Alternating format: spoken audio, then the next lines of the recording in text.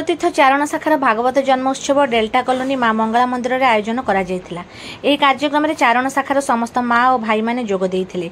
एही सत्संग में विष्णु सहस्रनाम 15 अध्याय गीतार संपुट आहुति प्रदान करा एही कार्यक्रम में राधाकांत शतपथी पौरोहित्य और सुदीप्त कुमार साहू कर्ता भाव समस्त पूजा कार्य करथिले।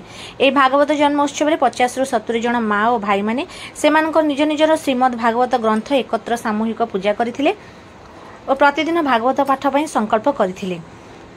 श्री जगन्नाथ संस्कृत विश्वविद्यालय अवसर प्राप्त प्रोफेसर प्यारीमोहन पट्टनायक महोदय भागवतर श्रवण और वक्तव्यर शास्त्रीय नियम मान वक्तव्य उपस्थापन करथिले। चारण निहार रंजन दास भागवत पाठर सामाजिक आचरण संबंध में और प्रत्येक मनीष प्रतिदिन पाठ करने द्वारा समस्ते भल मनीष हो पारे, यार परिणाम सुस्थ समाज गठन हो पार वक्तव्य कही। अध्यापिका राजश्री दलाई भागवत जन्म संबंध में आलोचना करथिले और श्रीमद भागवतर नित्य पाठ करने समस्त संकल्प कराइथिले। चारण गोष्ठीर दलपति ब्रह्मानंद स्वाईं, जिला संगठक लक्ष्मीधर प्रधान, मंडल संगठक रवींद्र कुमार प्रधान, कार्यभाई श्रीनाथ पट्टनायक, प्रियव्रत दास रिक्की, बटकृष्ण साहू, वरिष्ठ सदस्य फकीर गोच्छायत प्रमुख यह कार्यक्रम में सहयोग करथिले। चारण माँ माने झोटी पकाइबा, साजसजा करबा, पुष्पमाल्य प्रस्तुत करबा कार्य सुंदर भाव में करी पूजा कार्य सहयोग करथिले।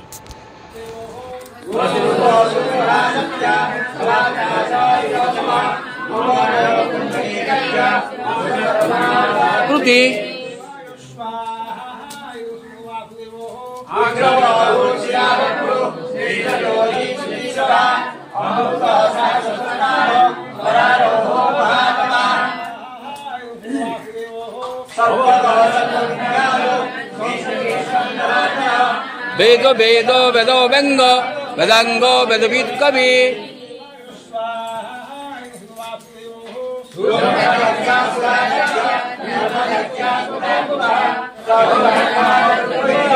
चतुर्दष्टम चतुर्भुज।